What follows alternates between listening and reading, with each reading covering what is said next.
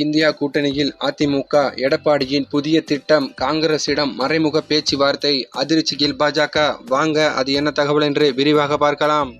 India கூட்டணியில் திமுக ஒரு முக்கிய அங்கமாக இருக்கும் நிலையில் அதிமுக இந்தியா கூட்டணியில் இடம்பெற காங்கிரஸ் கட்சியிடம் மறைமுக பேச்சுவார்த்தை நடத்தி வருவதாக கூறப்படுகிறது. சனாதனம் குறித்த சர்ச்சைக்குரிய வகையில் பேச்சு, வட இந்தியர்கள் டாய்லெட் வேலை செய்பவர்கள் என்று கூறிய பேச்சு, மழை வெள்ளத்தை சரியாக கையாளாகாத தமிழக அரசு ஆகியவை திமுகவுக்கு நெகட்டிவாக உள்ளது. இதனை அடுத்து இந்தியா கூட்டணியிலிருந்து திமுக விலக்கப்படும் என்று கூறப்படுகிறது.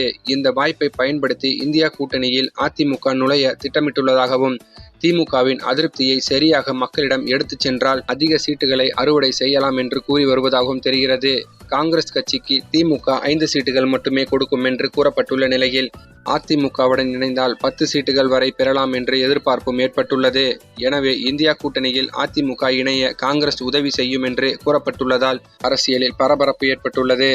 சரி, இந்த செய்தி பற்றிய உங்கள் கருத்துக்களை மறக்காமல் கமெண்ட்ல சொல்லுங்கள். மேலும் இந்த வீடியோ உங்களுக்கு பிடிச்சிருந்தா லைக் பண்ணுங்கள், ஷேர் பண்ணுங்கள். மறக்காமல் நம்ம சேனலை சப்ஸ்கிரைப் பண்ணிக்கோங்க. தேங்க்ஸ் ஃபார் வாட்சிங்.